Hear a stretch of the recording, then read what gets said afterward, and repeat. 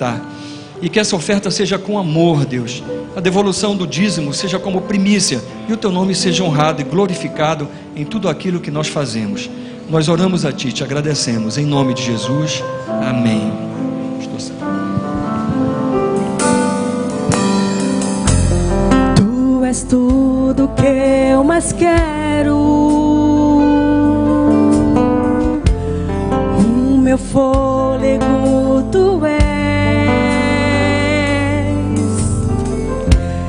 Em Teus braços é o meu lugar. Estou aqui, estou aqui. Pai, eu amo Sua presença. Teu sorriso é vida em mim. Eu seguro em Suas mãos.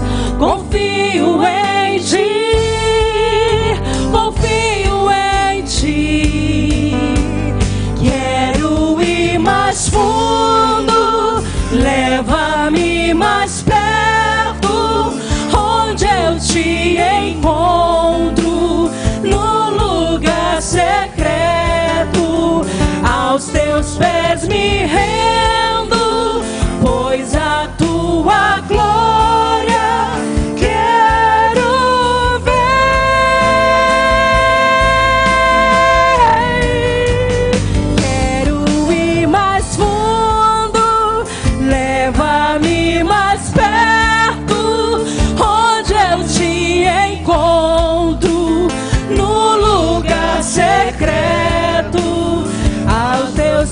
me rendo, pois a Tua glória quero ver.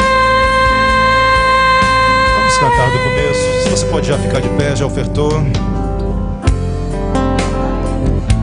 Sua presença. Dê liberdade ao Espírito de Deus nesse instante. Teu sorriso é vida em mim. É tempo em que a gente pode levantar as mãos, glorificar o Senhor.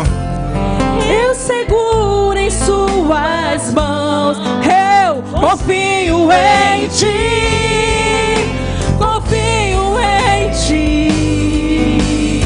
Quero ir mais fundo, leva-me mais perto, onde eu Te encontro, no lugar secreto. Aos Teus pés me rendo, pois a Tua glória quero ver.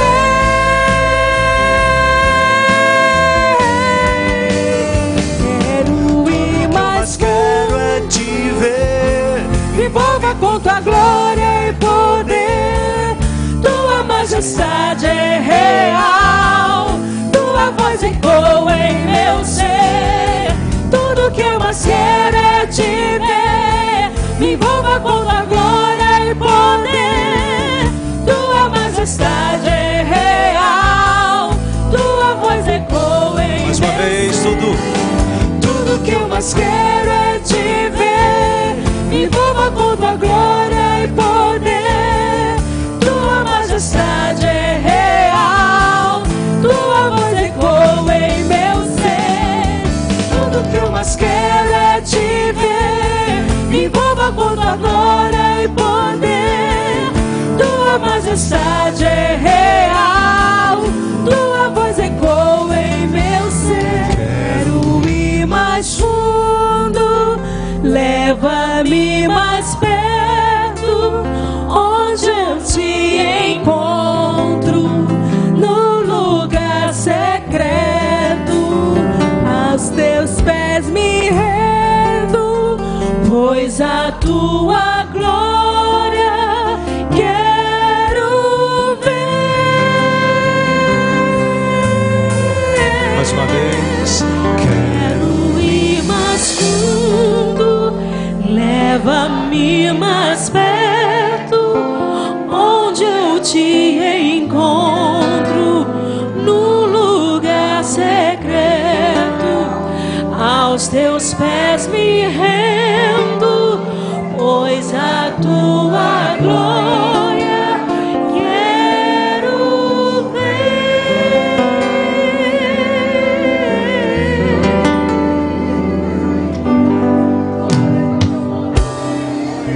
Ao que está sentado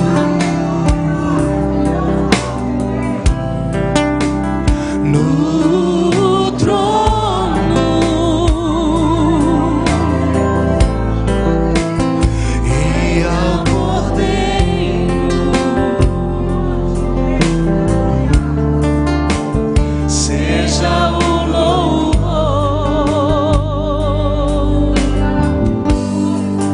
ao que está sentado No trono e ao Cordeiro seja o louvor,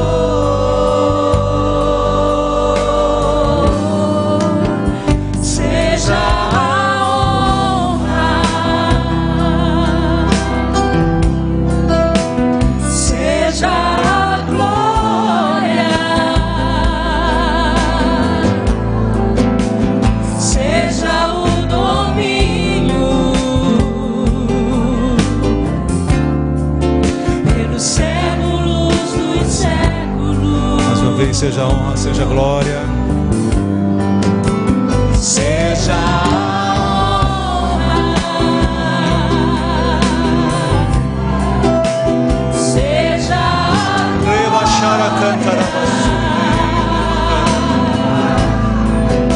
seja o domínio pelos séculos dos séculos. Poderoso Deus,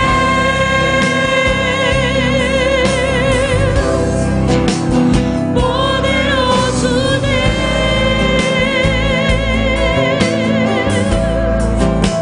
poderoso Deus, minha alma anseia por ti.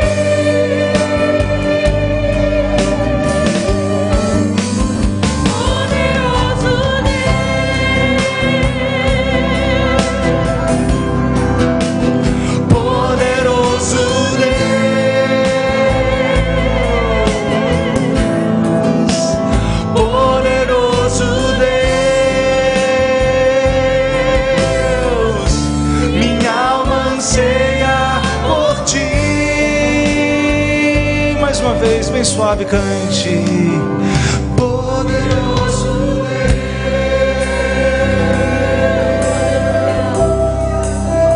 poderoso Deus,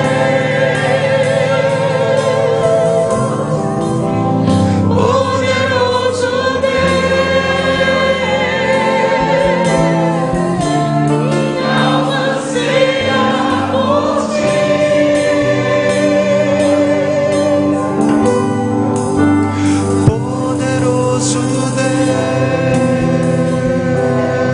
poderoso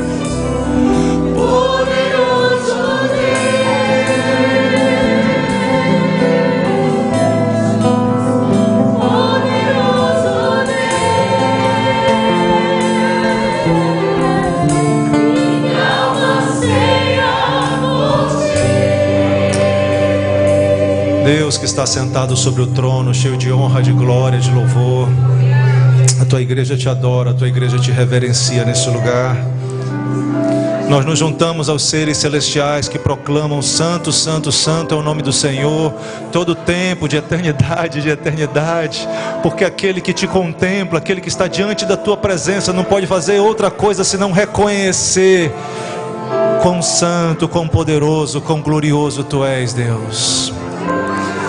E nessa noite, nós estamos juntos para reconhecer isso, para te adorar, te invocar, dizer que a nossa vida encontrou o verdadeiro sentido nos teus altares. Como o salmista disse, o pardal ele encontrou casa, a andorinha encontrou o ninho onde ele pudesse se encontrar, mas nós encontramos o nosso lugar no abraço do nosso Pai, no cuidado do nosso Pai, do nosso Deus poderoso, aquele que nos amou. Como diz a tua palavra, nós andávamos desgarrados, cada um pelos seus próprios caminhos, mas o Senhor fez cair os nossos pecados sobre Jesus. Obrigado, Deus, pelo teu amor, pelo teu cuidado, pelas nossas vidas. Recebe o nosso cântico, recebe a nossa adoração, o incenso de adoração que apresentamos diante do teu altar, Senhor, e que nós possamos te adorar em verdade todo o tempo da nossa vida, porque tu mereces muito mais do que nós poderíamos oferecer. Nesse instante, Senhor, assim como a tua igreja há séculos se reúne para ouvir a meditação, a proclamação da tua palavra, Espírito Santo de Deus, que nós tratamos hoje de manhã, que nós conversamos sobre isso, vem mais uma vez falar do nosso coração, vem nos transformar, nos transforma das nossas coisas, das coisas feias que temos em nós, Senhor, e nos faz sermos mais parecidos com a beleza de Jesus. E que hoje nós possamos aprender algo mais, que os nossos olhos possam ter uma revelação, entendimento, véu possa cair e a gente possa entender um pouco mais do que significa seguir a Jesus, viver nessa terra para a glória do Senhor. Última vez vamos cantar. Poderoso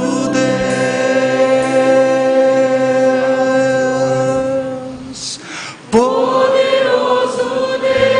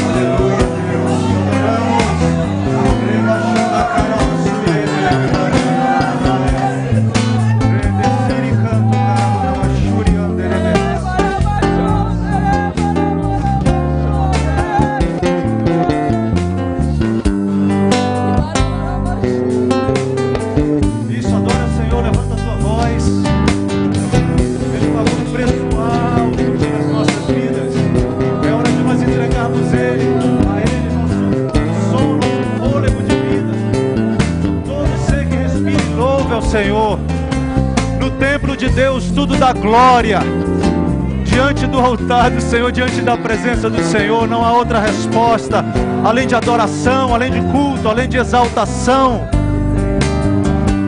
A tua igreja te louva, Deus, teus redimidos te louvam, te adoramos, te reverenciamos, te cultuamos, Senhor.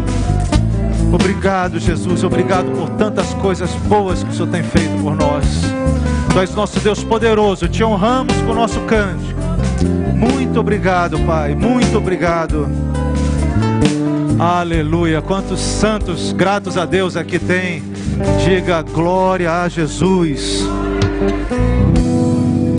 Que maravilha. Quantos lembram daquele versículo da transfiguração? Você pode sentar, querido. Daquele relato da transfiguração, em que Jesus, de repente as suas vestes se tornam alvas, brancas, assim, de uma maneira inexplicável, e aparece ali seres históricos, né? Elias, Moisés, e a presença de Deus, a nuvem vem naquele lugar.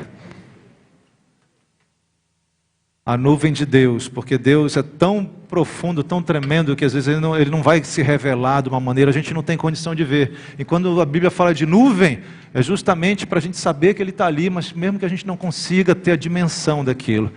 E ali Pedro, vê que a presença, a nuvem de Deus está naquele local, ele diz, é bom estarmos aqui. Não é bom estarmos aqui, gente? Olha, que coisa boa a gente poder se reunir na igreja e ter esse momento de deixar o nosso espírito renascido cultuar a Deus, e o Espírito Santo quer nos ajudar a fazer isso. E a novidade que a gente falou um pouco hoje de manhã é que você é um tabernáculo vivo de Deus. Essa presença, de uma maneira diferenciada, está quando você fecha a porta da tua casa para orar e ter comunhão com o Senhor. O Espírito Santo de Deus está aí para te transformar, para te tocar, para, enfim, ministrar coisas especiais.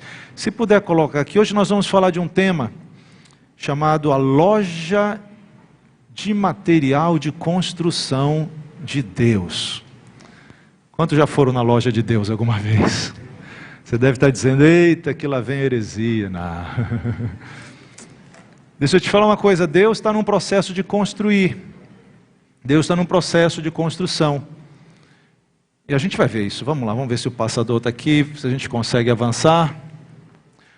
E hoje a gente vai aprender o que Deus usa para construir, o que Deus está construindo e o que Ele usa. Mateus capítulo 16, se você trouxe a sua Bíblia, se você gosta de anotar, se conseguir voltar um pouquinho só mais de retorno aqui, por favor. Hoje, desde quinta noite, falando, sábado de manhã a gente ensaiou e a voz acho que está no limite, mas Deus está agindo, que antigamente em cada pregação acabava a minha voz, agora a coisa está diferente. Antes de nós lermos, irmãos, eu queria fazer uma menção aqui, além de agradecer mais uma vez a liderança, pastor Felipe, todos os demais pastores por essa oportunidade. Para mim o tempo da escola de liderança, os módulos que nós fizemos foi uma bênção. Eu fiquei muito contente por ouvir os testemunhos. Nosso Deus agiu, não é verdade? Falou, a gente aprendeu coisas boas. Glória a Deus por isso. Mas eu quero falar que às vezes a gente vem pregar, Deus está me dando oportunidades assim maravilhosas de ir em diferentes lugares, diferentes países, pregar para diferentes nações. E às vezes, talvez alguém imagine que quem chega no púlpito para pregar é a pessoa que está em grandes experiências com Deus. E sabe que eu fui assim tornando muito claro ao longo do tempo? Alguém pode chegar aqui para pregar porque a igreja faz isso. Quando a gente se reúne, alguém vai ensinar a palavra, vai ser um profeta, vai ter uma participação. Mas se você olha a história da igreja, Deus está agindo na vida de quem está sentado no banco. E eu quero assim dizer, você sabe o que Deus fez na tua vida, é ou não é verdade? Talvez você não esteja aqui, não seja da liderança da igreja, mas Deus está trabalhando na tua vida cada vez mais. E Deus está trabalhando porque Ele quer que você seja canal de bênção para as outras pessoas. A igreja não acontece no púlpito nas 2 horas que a gente se reúne. Ela acontece quando a gente está lá fora, sendo bênção para as outras pessoas e sendo transformados. Vamos então tratar da loja de material de construção de Deus. Jesus está conversando com seus discípulos. Começa a haver muita conversa a respeito de quem Ele era. E Ele faz essa pergunta, Olha aí, no verso 15 diz, mas vocês, continuou Ele, quem dizeis que eu sou? Respondendo Simão Pedro, aquele personalidade, comunicativa, que toma a dianteira, ele disse, tu és o Cristo, o Filho do Deus vivo. O verso 17 diz, então Jesus lhe afirmou, bem-aventurado és, Simão Bar-Jonas, porque não foi carne nem sangue que te revelaram, que tu revelaram, mas foi meu Pai que está nos céus. Simão, essa declaração que tu deste de que eu sou o Filho do Deus vivo, que eu sou o Cristo, que eu sou o Messias, isso não foi uma ideia que veio da tua cabeça, foi o meu Pai que está nos céus que te revelou. Isso é uma revelação. E sabe, é assim que a gente é salvo, é por revelação. Ninguém conhece o Pai senão o Filho, ou aquele a quem o Filho quiser. E ninguém conhece o Filho senão o Pai, aquele a quem o Pai quiser revelar. Você conhece o Filho? É porque Deus olhou para ti, achou graça e disse, eu vou revelar Jesus para essa pessoa. E Ele se revelou para nós. Você conhece o Filho de Deus. estamos na jornada do céu. E Pedro teve essa revelação, mas olha o que Jesus continua dizendo. Ele diz: Pedro, tu és pedra, e também te digo que tu és Pedro, e sobre esta pedra, que pedra Jesus está falando? Sobre essa revelação de que Jesus é o Messias, que aquele homem que andou pela Galileia 2000 anos atrás, ele não era um mero homem, ele era o Filho de Deus enviado ao mundo. Essa é a pedra, esse é o alicerce sobre o qual ele proclama e diz: e sobre essa pedra eu vou edificar a minha igreja, e as portas do inferno não prevalecerão contra ela. Entendemos isso aí? Olha o que Jesus disse: eu vou edificar a minha igreja e as portas do inferno não prevalecerão contra ela. Jesus, Deus, está num processo de construção. E Ele está edificando, está construindo a igreja dele. Eu não sei quantos engenheiros tem aqui, eu cursei 3 anos de engenharia, falei isso durante o seminário, e vi que não era comigo engenharia, só para gente muito inteligente, né? E aí eu mudei de curso, mas eu tive reforma em casa, mais de 2 anos de reforma. Você já fez a cara, você sabe o que significa, não é fácil construir. Existe uma história sobre construção que você já deve ter ouvido sobre diferentes prismas, e uma delas é mais ou menos assim: uma pessoa estava passando e viu aquela obra sendo feita numa área grande, e perguntou para uma pessoa, para um desses operários que estava ali, e ele perguntou: o que você está fazendo? E ele disse: eu estou batendo massa de cimento para construir uma parede. Ele foi para um outro e perguntou: e você, o que está fazendo? Eu estou construindo um templo, uma igreja, né? Apesar de igreja não ser o templo. E ele foi para um terceiro e perguntou: e você, o que você está fazendo? Eu estou trabalhando para providenciar um lugar onde as pessoas vão se encontrar com Deus e onde Deus vai falar com as pessoas. É interessante que a gente pode ter diferentes perspectivas sobre um processo de construção. Um só via uma parede sendo erguida, outro via um prédio, e outro conseguia ver o grande propósito daquilo que ia acontecer. Jesus está edificando a sua igreja. Foi a declaração que ele fez há 2000 anos atrás. E o que isso significa? O que é essa edificação? Essa edificação, ela ocorre de uma maneira coletiva, quando existe um crescimento numérico dessa igreja e um crescimento de qualidade dessa igreja. Se você vai lá para o livro de Atos, você vai ver que justamente aquela igreja, de repente, ela cresceu numericamente. Pedro faz aquela mensagem ungida e a gente vê que milhares de pessoas naquele momento são impactadas. Gente, a igreja, Jesus tinha acabado de subir, de ser assunto aos céus, e algo tremendo aconteceu. Quando Jesus foi batizado, a Bíblia diz que os céus se abriram e o Espírito Santo desceu em forma corpórea, como uma pomba sobre ele. Apesar de Israel ser a nação de Deus, chamada de Deus, o tempo de apostasia, o tempo que Israel esteve distante do Senhor, fez com que uma realidade no mundo espiritual acontecesse. Os céus de Israel, que deveriam ser um espaço livre para a comunicação espiritual, desimpedido, ele se tornou bloqueado. Israel estava debaixo de outros impérios. Quando você vê no livro de Daniel, que Daniel está orando, está jejuando, está pedindo uma resposta de Deus, e ali depois de um tempo chega o anjo para falar com ele e diz assim: Daniel, quando tu começaste a tua oração, Deus ouviu e me mandou para cá. Acho que Daniel deve ter dito: rapaz, o que tu foste fazer no caminho, que levou 21 dias para chegar aqui com a minha resposta, né? Eu estou orando e jejuando aqui, aperreado, como a gente diz, para vir a resposta, e tu chega só agora. Aí ele falou: não, mas o príncipe do reino da Pérsia me resistiu, e teve que vir Miguel, um outro anjo para pelejar, e eu consegui descer aqui. Daniel não estava num país, numa nação em que o céu estava desimpedido para chegar à oração de Deus. E no mundo espiritual houve dificuldade. Quando Jesus vem, a Bíblia diz, na hora do batismo, o céu se abre.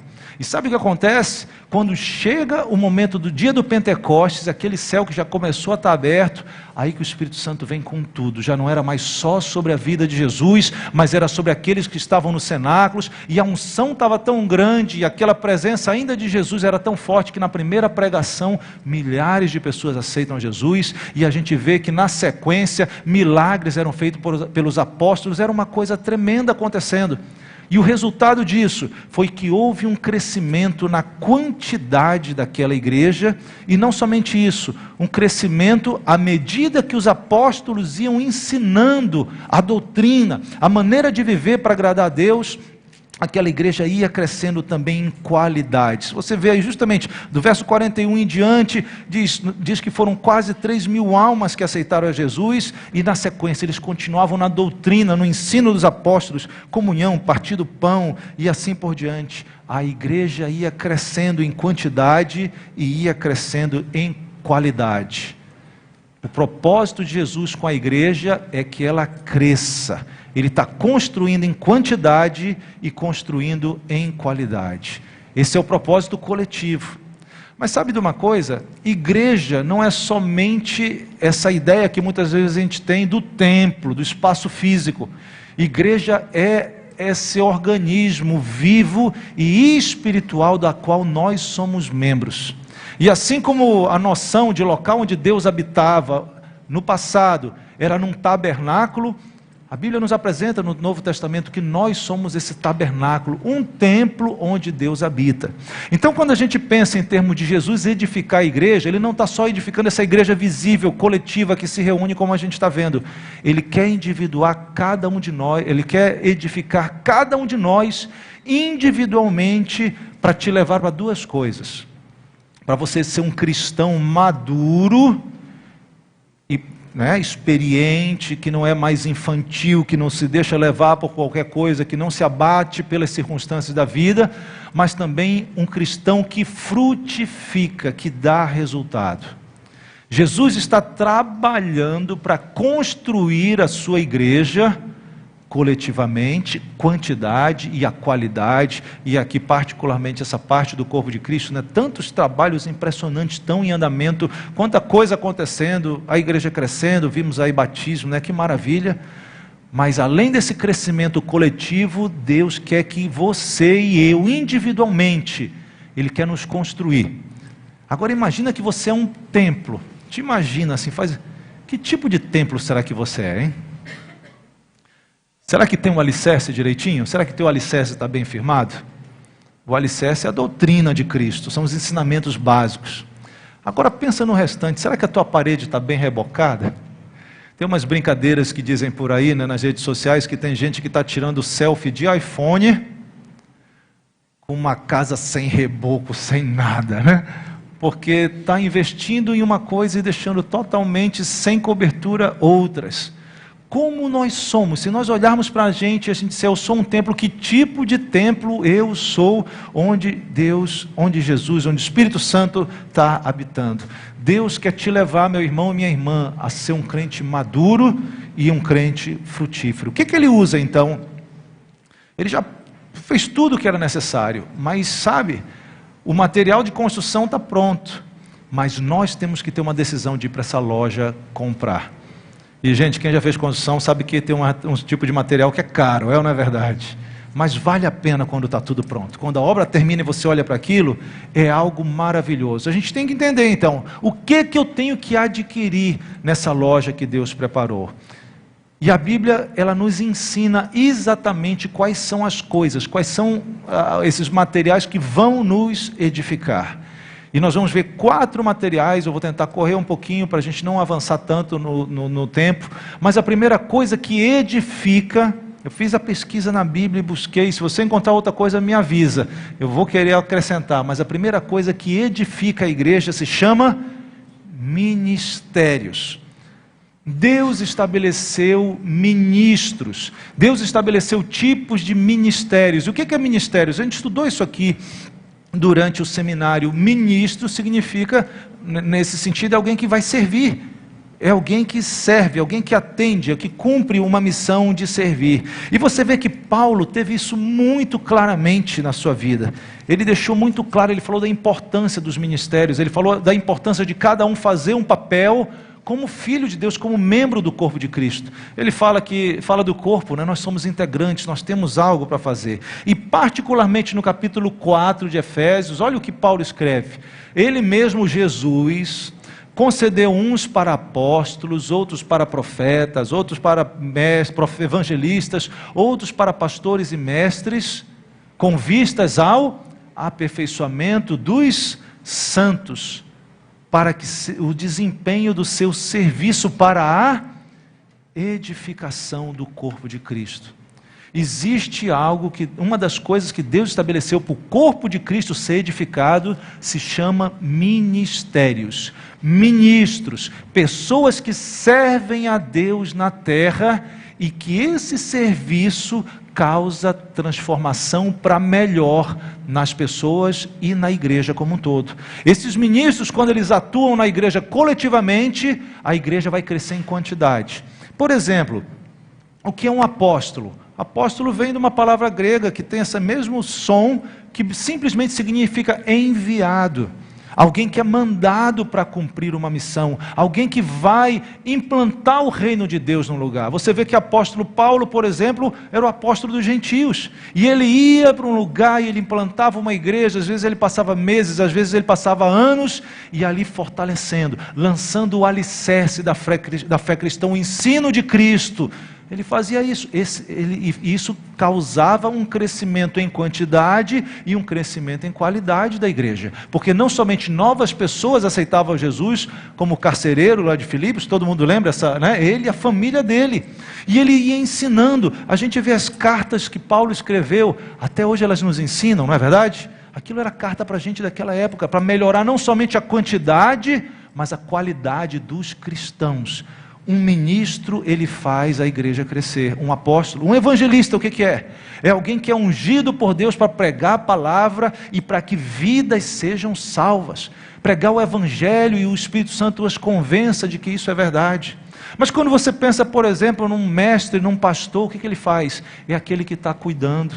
Eu cheguei um pouquinho cedo, estava ouvindo ali falar sobre pastor, aprendendo um pouco sobre isso. É aquele que leva para o pasto, é aquele que dá alimento, aquele que... E quando o pastor faz isso, você concorda que a qualidade do cristão está melhorando? Está havendo uma edificação, uma construção da igreja coletiva e do indivíduo em termos de qualidade. Esses ministros principais, eles são usados para fazer isso, para a igreja crescer em quantidade e em qualidade. Essa igreja tem uma responsabilidade que Jesus coloca sobre ela: crescer em... Eu quero que vocês falem para vocês se comprometerem. Crescer em... E também em... Sim ou não? É isso. Mas sabe o que é interessante? E eu acho que eu comentei aqui, uma figura, um exemplo que eu ouvi há muitos anos atrás, me marcou, e eu sempre aproveito para mencionar. A igreja não é um estádio de futebol em dia de jogo. Quantos já foram num estádio de futebol em dia de jogo aqui? Pouca gente? Bom, imagina você vai num estádio de futebol num dia de jogo, de um time bom, Paysandu, por exemplo. É aquele momento da contenda, né? Você vai lá para o jogo, para o seu time preferido. Sabe o que acontece no estádio? Você tem 22 pessoas suando, dando tudo de si, se jogando, se ralando, fazendo todo o possível para conseguir produzir algo ali com aquela bola.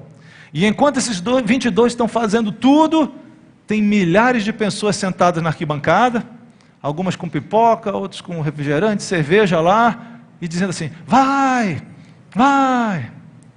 E quando um erra, diz assim: burro. Sim ou não? Muitos aqui já xingaram, os jogadores do seu time, quando ele perdeu aquele gol. Está xingando, burro, está reclamando. Isso é um estádio de futebol. E esse pastor, ele dizia: uma igreja não é um estádio de futebol, onde tem alguns pastores, que particularmente no domingo vêm, e estão aqui suando, tem um grupo de louvor que está tocando, e tem um bando de gente sentado aqui, com a pipoca, com refrigerante, dizendo: vai, faz a obra aí, já paguei a minha entrada, 10% do dízimo. Agora vocês se viram. Não foi isso que Deus projetou. Olha o que Paulo revela aqui, que Deus preparou esses principais ministros, na última linha diz: para o aperfeiçoamento dos santos. Os santos aqui, gente, são os crentes. Você foi santificado, Deus já tocou na tua vida, já te santificou. Esses ministros, eles vão te aperfeiçoar, eles vão fazer você crescer em qualidade. Para quê? Para você desempenhar o seu serviço. Gente, se você está com uma Bíblia, pega esse texto aí, anota, rasga a página, come esse versículo para isso entrar. Você tem um serviço para fazer para Jesus, que não é o serviço dos pastores, desses aqui que estão te aperfeiçoando. Está dando para entender isso aí? A igreja não é um campo de futebol. Os que sentam teoricamente na arquibancada, nada mais que estão sendo aperfeiçoados aqui, para quando terminar aqui o culto, sair para a rua, fazer a obra de Deus, a igreja lá fora, crescer, trazer mais gente qualitativamente, abençoar vidas, mudar essa sociedade em todos os sentidos. Nós somos sal da terra. Nós não temos que ficar aqui no potezinho de sal, concorda comigo? Você tem algo para fazer. E o motivo pelo qual Deus usa pastores, profetas, mestres, esse tipo de ministro, é para Ele te aperfeiçoar, para você cumprir o teu ministério, o teu serviço, e isso vai causar o trabalho dos ministros com o trabalho dos santos, a edificação. Todos nós temos ministério para cumprir. Todos nós temos um serviço para cumprir da parte do Senhor.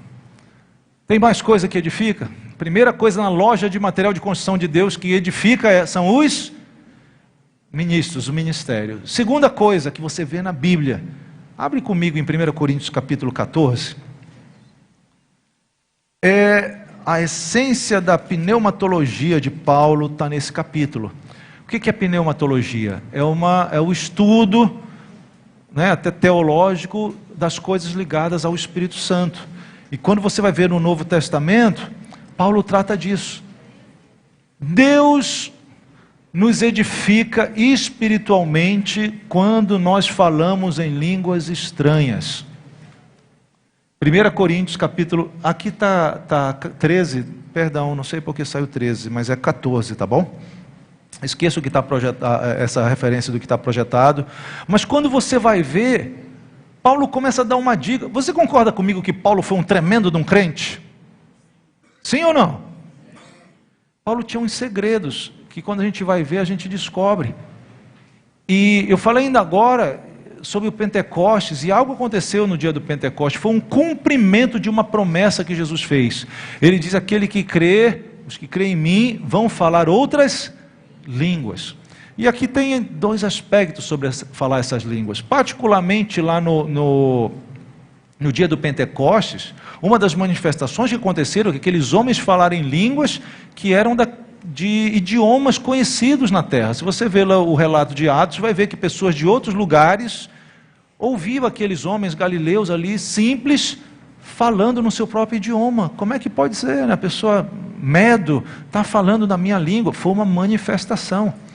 Mas você vai ver também outros momentos em que aquilo ali, inclusive particularmente nesse capítulo, Paulo diz que aquele que está falando em línguas está conversando com Deus. Ele usa uma expressão em mistérios. Mistério é algo que a gente não conhece, algo desconhecido. Logo, quando Paulo está tratando disso aqui, ele está falando de um tipo de língua estranha que não é uma língua, um idioma dessa terra. Mas se você concorda com a Bíblia, você vai ver que Paulo e a Bíblia deixam bastante clara esse elemento da edificação. Verso 2 do capítulo 14 diz, pois quem fala em língua, e ele está falando de uma língua estranha que é concedida pelo Espírito Santo, não fala aos homens, senão a Deus. Com efeito, ninguém, nenhum homem o entende, e em espírito fala em mistério. E o começo do versículo 4 diz assim, o que fala em línguas edifica-se a si mesmo. Edificação. Fazer aquelas perguntas, quem gostaria de ser edificado espiritualmente? Pensa no tipo de templo que você é. Será que você é um templo com paredes bonitas, com um piso bonito, com um forro bem acabado, com um telhado bonito? Ou será que você está ainda na metade da parede da tua vida espiritual? Se você é de engenharia ou não, tenta pensar no seguinte, Quantos já viram uma planta, né? Sabe a planta que você vê de um prédio? Agora não tem mais nem isso, né? Como eu estou por fora, né? Quando você vai num local para comprar um imóvel, né? Ele já te mostra uma planta 3D, né? Um negócio todo produzido. Eu estava até fazendo um trabalho desse lá em Los Angeles com um escritório de arquitetura que produzia isso. Você vê tudo lindo, você já vê a casa que nem existe, né? Mas está toda pronta. Eu quero dizer que a nossa referência de edificação, o nosso modelo, onde nós temos que chegar, sabe qual é? Jesus. Jesus é um modelo que eu tenho que olhar e dizer assim, eu tenho que chegar nesse nível. Eu não sei você, mas para mim ainda falta muito. O meu templozinho aqui, o César, ainda está longe de ficar igual Jesus. Ainda tem um caminho para percorrer. Isso significa que eu, como templo do Espírito Santo de Deus, eu preciso ser construído para chegar mais perto do padrão que é Jesus. E o que Paulo está nos falando é que se eu orar em línguas, algo vai acontecer. Eu vou ser edificado. Esse meu templo interno, o Espírito Santo vai colocando um tijolinho, alguma coisa vai acontecer. E de repente, essa ação espiritual vai me trazer de uma posição em que o meu templo não está tão construído, até uma posição que eu vou avançando e ficando cada vez mais construído. É interessante que Paulo mesmo, ele diz, ele fala, eu oro mais, no verso 18 ele diz o seguinte, eu dou graças a Deus, porque eu falo em outras línguas mais do que todos vocês. Você consegue entender que isso era parte da disciplina espiritual de Paulo? Agora, muitas vezes nós pentecostais, a gente acha que falar em língua é uma coisa que tem que acontecer quando tem alguém gritando no microfone, quando a música está bem emocionante, quando eu sinto um arrepio, quando parece que alguma coisa diferente acontece, mas a Bíblia não fala sobre isso. A Bíblia fala justamente que quem ora em línguas se edifica. E eu te garanto uma coisa, à medida que você vai interagindo mais com o Espírito Santo, conhecendo mais o Espírito Santo, se dedicando mais com o Espírito Santo, não somente você vai receber esse revestimento e essa propriedade, essa bênção, esse privilégio de orar em outras línguas, de falar em outras línguas, mas isso vai começar a fluir da tua vida. Não sei se você se lembra quando você aprendeu a andar de bicicleta lá, né? Quando você tinha 10 anos de idade, 15 anos de idade, era tão difícil a princípio, não é? Mas depois aconteceu. Para Deus me batizar no Espírito Santo, Ele teve que me pegar de surpresa, gente. Porque era muito ruim nisso, Mas se a gente vai se aproximando de Deus, a gente vai poder fazer isso. A gente vai poder tomar o nosso tempo com Deus e o Espírito Santo vai começar a fluir através de você em outras línguas. Você não está entendendo o que você está orando, mas sabe o que acontece? Quem está orando é o Espírito Santo por você. Você acha que o Espírito Santo vai fazer uma oração errada pela tua vida? Paulo diz, nós não sabemos orar como convém, mas o Espírito Santo, Ele quer orar, Ele quer interceder, Ele intercede por nós, de maneira que a gente não entende, mas Ele quer fazer isso.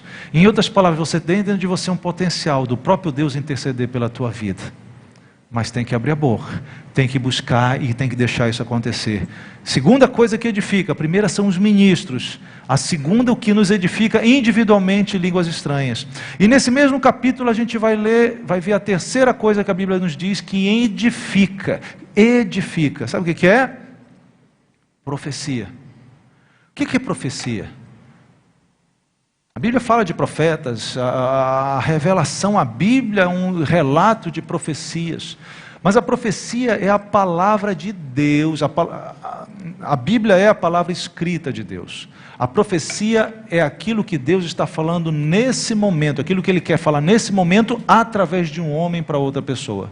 Quando você vai ver lá que Deus chama Moisés para tirar o povo de Israel do cativeiro do Egito, Moisés começa a fazer de difícil. Deus, eu não sei, não me envolve nisso, eu falo ruim, eu não sou bom de falar, tu vai me mandar lá, não vai dar certo isso. Aí Deus fala assim, olha que interessante, Ele diz, ok Moisés, tu tens aí Arão, teu irmão, eu vou falar as minhas palavras para ti, tu vai receber minhas palavras, e tu vais falar as palavras para Arão, e Arão vai falar para Faraó. Aí sabe o que diz lá em Êxodo? Tu vais ser como Deus para Arão, e Arão vai ser o teu profeta, falando para Faraó. O que é um profeta? É alguém que recebe uma palavra de Deus e comunica para outra pessoa. O que é profecia? É uma palavra de Deus, naquele momento que Deus quer comunicar e que é falado para uma pessoa através de um outro homem. Agora, eu até não conheço a prática dos irmãos aqui, mas eu vejo muito comum, uma coisa até que eu conheço de uma forma negativa. Eu chamo um pouco de estelionato espiritual. Se eu pegar o teu cheque e eu assinar o teu cheque e entregar para outra pessoa, eu estou cometendo um crime, não é verdade? Então a profecia é algo exclusivo de Deus e não minha. Eu não posso, eu quero te recomendar muito, não faça isso, pedir para alguém profetizar para outra pessoa. Porque nós não somos autorizados a mandar ninguém profetizar. Ou Deus fala, ou eu me calo. Mas eu não posso querer falar no lugar de Deus. Porque não é a minha palavra que faz as coisas acontecerem, não é a minha boa vontade. Profetiza que a pessoa vai ficar rica. Vai acontecer? A palavra de Deus, ela sim deve vir e fluir em nosso meio. Porque o que o profeta diz? Assim será a palavra que sair da minha boca. Não vai voltar para mim vazia, mas vai produzir aquilo para o qual eu a enviei. Um linguista bem conhecido, para quem estuda a comunicação, ele falou sobre algo que ele chama da dicotomia da palavra.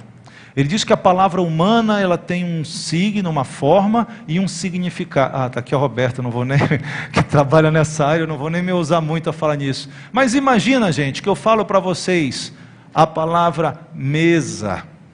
Você vai entender esse som, né? Mesa. E esse som, esse signo, ele vai significar algo para você, ou não é verdade? Você vai pensar naquele objeto, né, com 4 pernas ali, porque aquilo é o significado. A palavra humana é assim. Eu posso escrever aqui, se você vê as letras, aquele signo ali, você vai ler o M, o E, o S e o A, e você vai saber que aquilo significa mesa. Se um gringo chegar aqui e ler, ouvir mesa, ele não vai saber do que se trata, porque ele não consegue decodificar aquele signo, a palavra. A palavra humana, ela tem esse signo e um significado. A palavra divina é diferente. A palavra divina não é dicotômica. A palavra divina é tricotômica. Ela se comunica de alguma maneira, seja uma fala, seja espiritualmente. Ela tem um significado, mas ela tem terceiro elemento. E sabe onde a gente vê um exemplo bom disso? Quando Pedro e João vão para o templo ali em Atos, debaixo da unção de Deus, e eles veem um paralítico. E aquele paralítico está esperando que eles deem alguma coisa para eles. E ele fala, me dá uma moedinha. Qual é a resposta dos apóstolos? Eu não tenho nem ouro, mas o que eu tenho eu te dou. E o que ele diz? Oi, gente. Em nome de Jesus, levanta-te e anda. Se eu sou um homem falando isso, essa minha frase, levanta-te e anda, o paralítico ia entender. Ok, está mandando eu levantar. Ele ia entender o som, levanta-te e anda. Aquilo foi falado lá em aramaico, né? Levanta-te e anda. Ele ia entender, o cara está mandando eu ficar de pé. Mas eu sou paralítico, não dá certo. Não posso ficar de pé. Mas aquilo não era a palavra do homem. Aquilo era uma palavra falada debaixo da autoridade de Deus. E a palavra de Deus é tricotômica. Ela pode ter o signo, ela tem o significado, mas ela traz com ela o poder do Espírito Santo de Deus para fazer a palavra de Deus se cumprir. E assim é na nossa salvação, é assim quando Deus te cura, é assim quando Deus te batiza. O poder de Deus vem junto e sela, fazendo acontecer aquilo que a palavra de Deus diz. É por isso que nós temos que ter profecia. A profecia é diferente do ensino. Aqui nesse capítulo, no verso 26, você vai ver que Paulo diferencia as coisas. A doutrina, o ensino é necessário no momento do culto, mas ele fala de línguas de interpretação, e língua mais interpretação é igual a profecia, ou seja, Deus falando diretamente. E quando Deus fala diretamente, as coisas acontecem. E nós precisamos ter essa edificação. O que profetiza fala aos homens. Não sou eu que estou falando, é Deus que está comunicando através de uma pessoa. Ele exorta, consola, né? Edifica. Que coisa maravilhosa. Nós precisamos, nossos cultos têm que ser esse ambiente onde de alguma maneira Deus esteja falando, porque isso vai causar edificação. Quantos já tiveram uma experiência que Deus falou com você assim? Isso edificou tua fé, isso te fortaleceu. Você sabe, esse meu Deus é vivo, Ele opera, Ele não é como os deuses das nações que têm olhos, não veem, ouvidos, mas não ouvem, boca, mas não fala. O meu Deus é vivo, Ele fala comigo, e Ele usa pessoas para falar isso. Agora, Deus quer que a gente seja pessoas fiéis nisso, que não seja uma profecia manipulada, uma profecia humana, baseada na minha emoção, na vontade humana, porque isso vai ser um estelionato espiritual. E Deus, se aqui na justiça da terra, alguém que está falando em nome de um fulano, assina um cheque de outro, vai preso, é ou não é verdade? O que Deus vai fazer com quem está zombando no nome dele, usando a sua palavra em vão? Terceira coisa que edifica. Eu não sei se vocês estão espantados, né? Vocês estão cansados do seminário, né? Profecia edifica. Ministros de Deus edificam. Falar em línguas me edifica. E a profecia nos edifica. É algo que Deus usa para trabalhar na nossa vida espiritual. Qual é a última coisa que eu encontro na Bíblia que edifica? E essa eu acho assim uma coisa também maravilhosa, que é um privilégio nosso. Fale comigo, o que é? Olha o que diz em 1 Coríntios, vira um pouquinho as páginas da sua Bíblia. Isso aqui é um desafio para todos nós, que a gente de alguma maneira trabalha para Deus, de alguma maneira a gente busca conhecer as coisas. O apóstolo diz assim: o saber ensoberbece, mas o amor... O saber ensoberbece, mas o amor edifica. É muito bacana conhecer as coisas. Eu sou uma pessoa que gosto de aprender. O tempo vai passando e cada vez eu estou que nem Sócrates, só sei que nada sei, querendo aprender algo mais, querendo conhecer, porque tem muita coisa para conhecer. Gente, esse universo que a gente vive tem muita coisa tremenda, maravilhosa, e a gente não sabe. Ai de quem acha que sabe alguma coisa. A gente tem que ter uma atitude de humildade. E Paulo, quando ele resume aqui, ele nos mostra uma das coisas principais. Talvez a gente, através dos ministros, ou sendo um ministro, né, responsável por produzir edificação, ou sendo edificado pelo ministro, aprendendo alguma coisa dos ministros, a gente acha que saiba alguma coisa. Talvez orando em línguas, a gente acha que é mais espiritual do que uma outra pessoa, porque ora em línguas, aquela outra pessoa não tem isso comum, ó. Né, a tendência de nós começarmos a pensar que a gente é diferente dos outros, um pouquinho acima. Talvez se eu recebo uma profecia, ou se eu sou usado para falar uma profecia para alguém, eu posso achar que eu sou alguma coisa. E tudo isso pode nos conduzir para sermos soberbos. É um risco muito grande, né? Eu achar que eu sou, que eu posso, que eu tenho alguma coisa. Não, tudo é pela graça de Deus na nossa vida.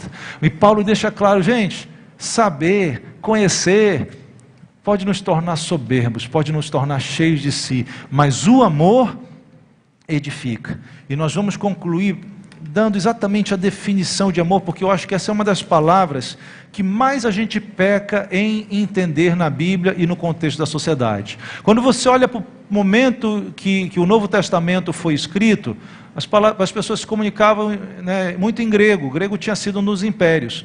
E no grego existem pelo menos 4 palavras que são usadas para tipos diferentes de amor. Provavelmente vocês já estudaram aqui. Uma palavra que até hoje a gente chega aos nossos dias é a palavra eros, né? Da onde a gente tem a palavra erotismo, erótica, que é o amor no sentido físico, no sentido homem e mulher. Você tem outras palavras como estorge, filho é de onde vem a palavra filantropia, esse amor de você, né, gostar dos outros, de querer o bem dos outros. Mas o grego tinha uma palavra, que é a palavra usada na Bíblia, quando se trata das coisas de Deus, do amor de Deus. Você conhece qual é essa palavra, né? Era a palavra ágape. Ágape. Inclusive um dos encontros da igreja, uma das festas, era chamada festa ágape, a festa do amor. A palavra ágape significa o amor do jeito que Deus ama.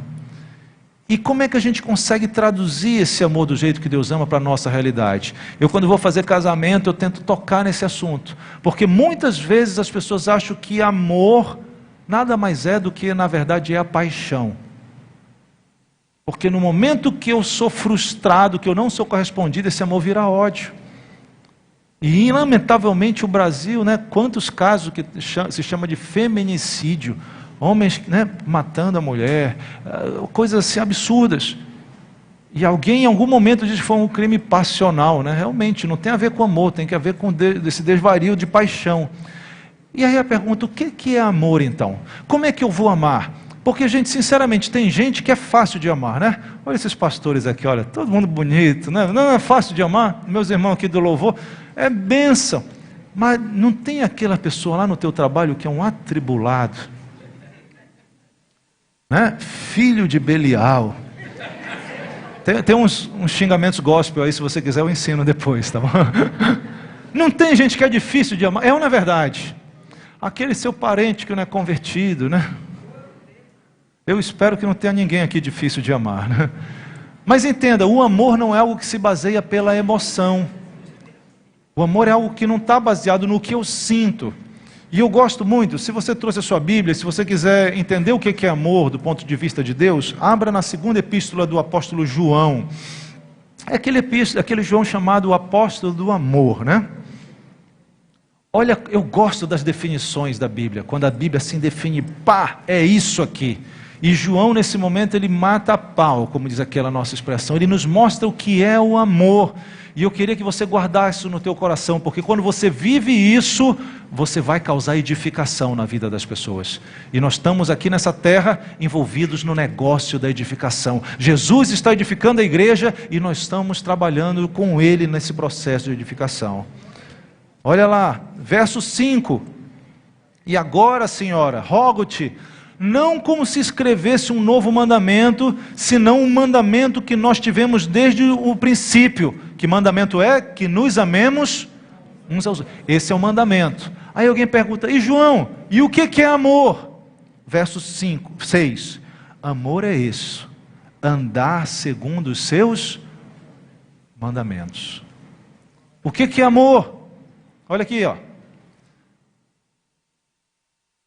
Amor é viver isso aqui. Amor é viver isso aqui. Porque você vai encarar gente, eu vou encarar gente que é chata, que é ruim, que é mentirosa, que é mau caráter, que é pecadora, que é usada pelo diabo. E hoje nós lemos, né, na leitura de manhã, Jesus no Sermão da Montanha, amai os vossos inimigos. Como é que eu vou amar o cara? Você vem cá, deixa eu fazer um carinho em ti. Trouxe um presentinho para ti. Né? Deixa eu te dar um beijinho. É isso amar? O que é amar? Guardar os mandamentos. Meu querido e minha querida, se você guardar esses mandamentos, você vai amar as outras pessoas. As pessoas não vão reclamar de você. Você pode dar um presente hoje para uma pessoa, mas amanhã você fala mal dela, não vale de nada. Mas se você guardar os mandamentos, você vai estar amando no padrão de Deus. Isso aqui, a Bíblia foi escrita, eu tenho um material que chama Paz na Terra entre os Homens. A igreja tem que ser canal de paz nesse lugar. Jesus veio e foi proclamado, paz na terra aos homens. A gente precisa viver em paz. Como é que a gente vive em paz? Cumprindo, guardando esse mandamento para a pessoa que está do nosso lado. Jesus falou tanto sobre o nosso próximo. Sabe por que a gente tem problema? E talvez alguns de vocês aqui, sabe por que você tem problema? Porque você não guarda esse mandamento aqui na hora de relacionar com as outras pessoas. É a quebra dos princípios e a gente não ama. E é engraçado que o João continua fazendo tipo um loop. Aqui no verso 6. Amar é esse, andar segundo os seus mandamentos. E o mandamento é esse, amar. O que é amar? Guardar os mandamentos. Quando você guarda os mandamentos, o que você está fazendo? Amando segundo a Deus. Esquece paixão. Esquece sentimento. Não tem a ver com sentimento, irmãos. Nós vimos aqui, né, no curso, emoção é algo que um dia você acorda amando, no outro dia você acorda odiando. Isso é emoção. Amor é você guardar os mandamentos. No começo da tua vida cristã, no meio do final da tua vida cristã.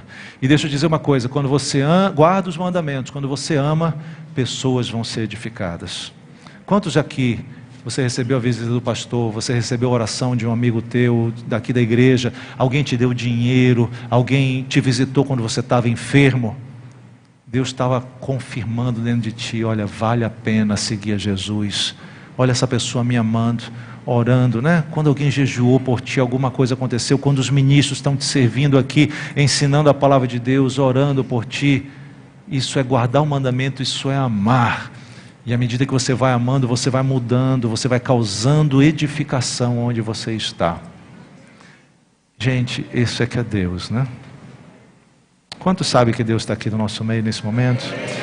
Eu não gostaria mais de continuar, eu quero te convidar para a gente ter um tempo de relax na presença do Senhor agora, que tal? Fecha os teus olhos para não olhar para mim, não vale muito a pena. Apenas toma esse tempo diante do Senhor. Toma esse tempo para adorar a Ele, para louvar a Ele, para refletir. Nós vamos deixar o Espírito Santo. Eu vou até tocar um pouquinho ali o teclado, mas não é para você cantar não. É só para a gente ter até um fundo musical, mas esse é um tempo do Espírito Santo ministrar o teu coração. Talvez você é uma pessoa que ainda não teve essa experiência do batismo no Espírito Santo, de falar em línguas. Será que hoje, de repente, você está aí na tua adoração a Deus e você não é um momento que o Espírito Santo começa a fluir diante de ti de uma maneira especial? Ou talvez Deus está falando sobre relacionamentos e a necessidade de perdão, a necessidade de uma atitude diferente, de reconciliação, e esse é o tempo que Deus determinou para tocar no teu coração. Isso é tão sério que Ele diz assim: antes de você vir ofertar ao Deus, perdoa, porque Jesus te perdoou, porque Deus te perdoa, e se você não perdoar, você não vai ser perdoado.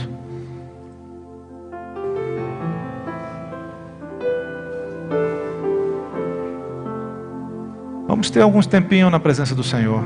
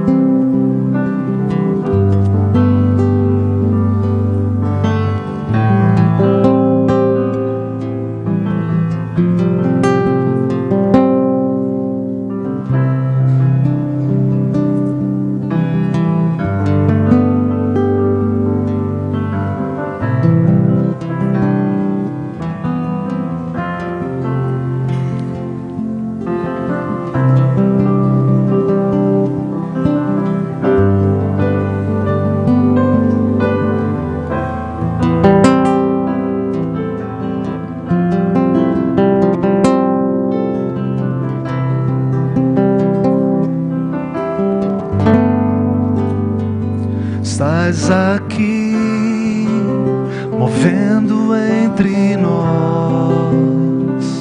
Te adorarei, te adorarei. Estás aqui, agindo entre nós. Te adorarei, te adorarei. Estás aqui, vendo entre nós. Te adorarei, te adorarei. Estás aqui, agindo entre nós.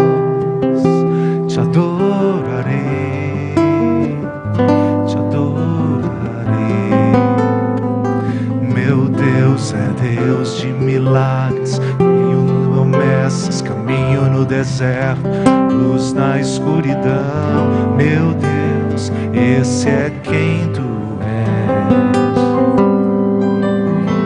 Deus de milagres, Deus de promessas, caminho no deserto, luz na escuridão. Meu Deus, estás aqui tocando os corações. Te adorarei, te adorarei. Estás aqui curando os corações. A brisa do Senhor sopra no nosso meio. Te adorarei, Continue desfrutando disso nessa noite. Estás aqui restaurando os corações.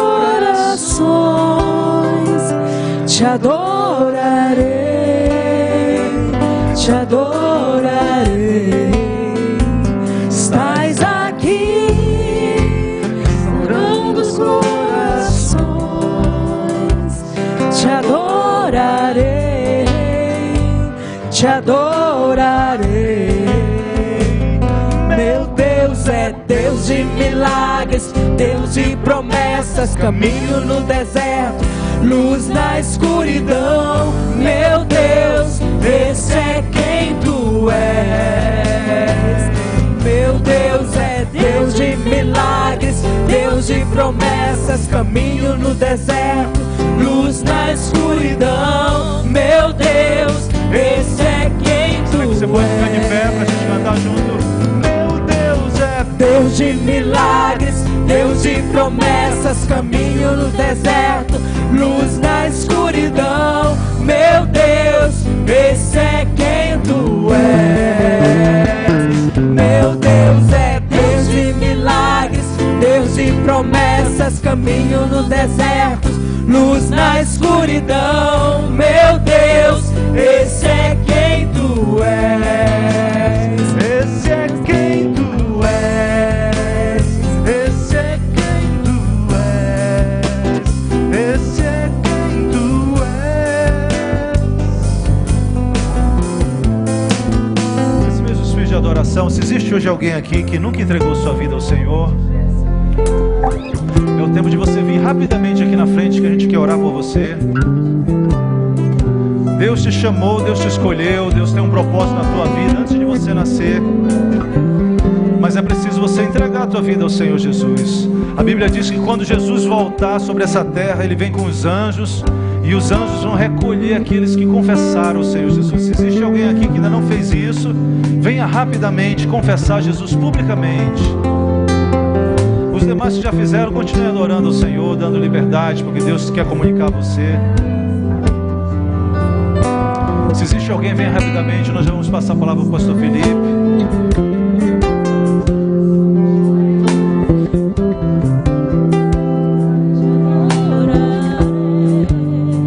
Mais uma vez está aqui tocando corações.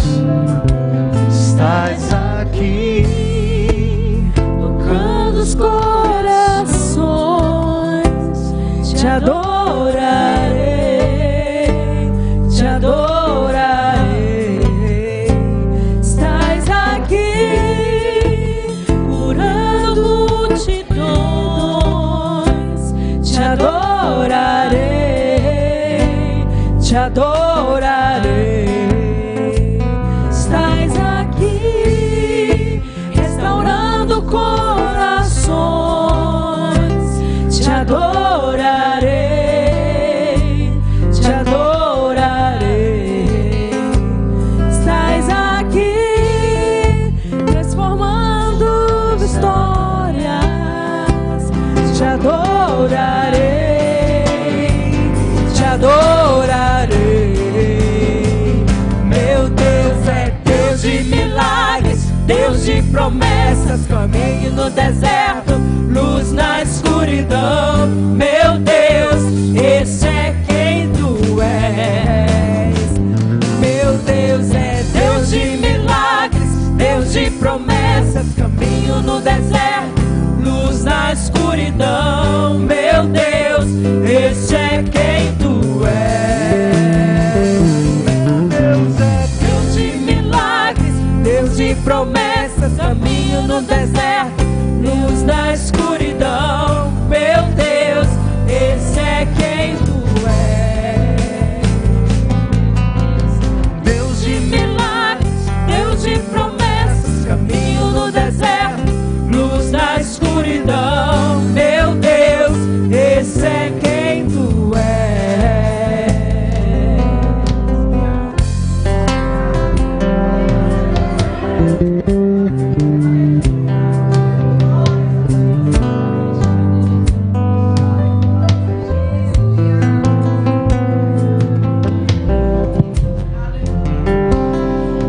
Se você não se lembrar de nada muito significativo, se lembre que esse Deus que agora habita dentro de você, Ele é o Deus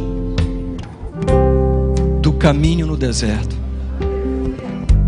Ele é o Deus da luz na escuridão.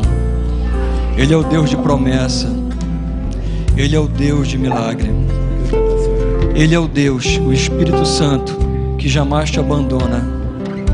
E como é bom a gente ter um amigo tão fiel, tão cuidadoso, que se importa tanto conosco, que jamais nos abandona.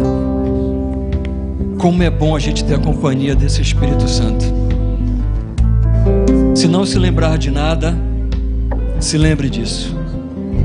O Espírito de Deus, o Espírito de Jesus, Ele vive dentro de você.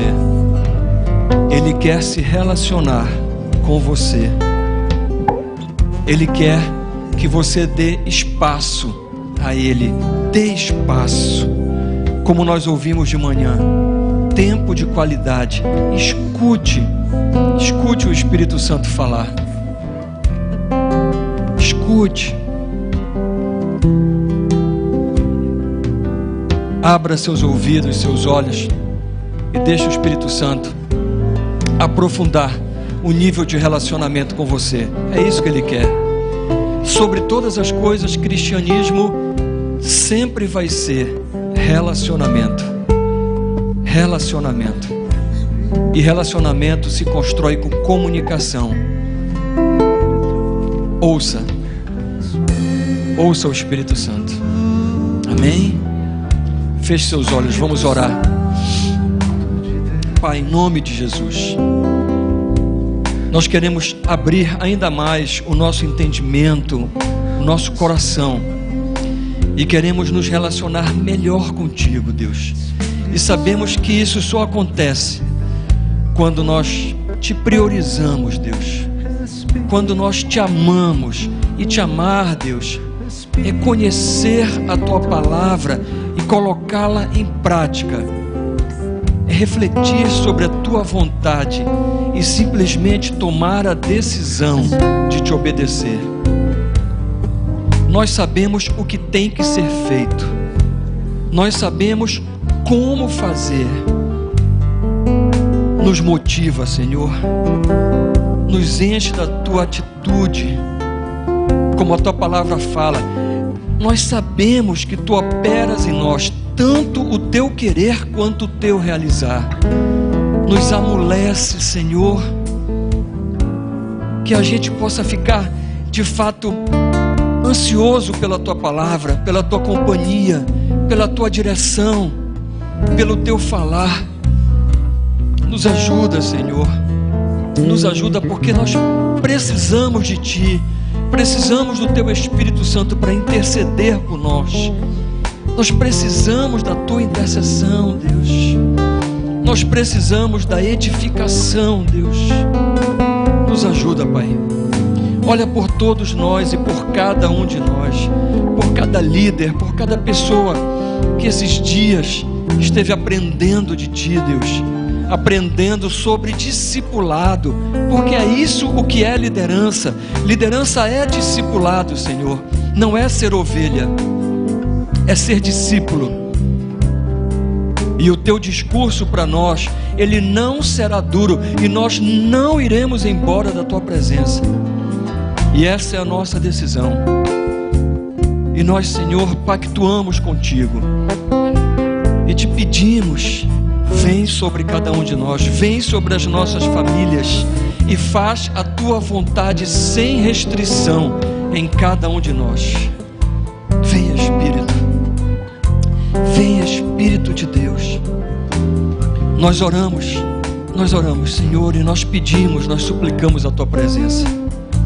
Pai, faz isso com cada um de nós, Senhor, e que a gente cresça até a estatura de varão perfeito, quando nós de fato conheceremos a profundidade, a largura, o comprimento do teu amor. Oramos a Ti, Pai querido, em nome de Jesus. Em nome de Jesus. Amém. Amém. Amém. Queridos, estendam suas mãos para a bênção apostólica. Nosso muito obrigado a todos que participaram desses 4 dias, em especial ao pastor César. Lembro, por favor, papais, mamães, adolescentes, o encontro de adolescentes, o nosso interno, sábado, 2 horas da tarde, mas é preciso que você, por favor, dê o nome para o pastor Gidaías, que está ali na saída, para ele ter uma noção do que precisa de lanche, da logística para isso. E papais e mamães e jovens, nós temos o retiro começando na sexta-feira. Faça a sua inscrição. Você sabe que ninguém da igreja fica de fora por qualquer que seja a desculpa financeira. Ninguém, absolutamente ninguém. Por favor, pastor Milton, as meninas, os jovens estão lá na entrada também para você fazer a sua inscrição. Feche seus olhos. Pai, obrigado por essa semana, obrigado por tanto conhecimento, que a gente possa transformá-lo em prática, Deus. Obrigado, abençoa o pastor César, abençoa todo o grupo de louvor que veio hoje voluntariamente adorar conosco e nos conduzir até o Teu trono, Pai. Abençoa e guarda cada um e cada família, Deus. Nós oramos a Ti em nome de Jesus, e que o amor de Deus, o nosso Pai, a graça do nosso Senhor e Salvador Jesus Cristo, e a unção, a consolação e a doce presença do Santo Espírito seja com você e com todos aqueles que você ama, e os que recebem digam amém. Amém. Amém. Queridos, semana abençoada a todos. Revejam as palestras no canal da igreja. Deus abençoe.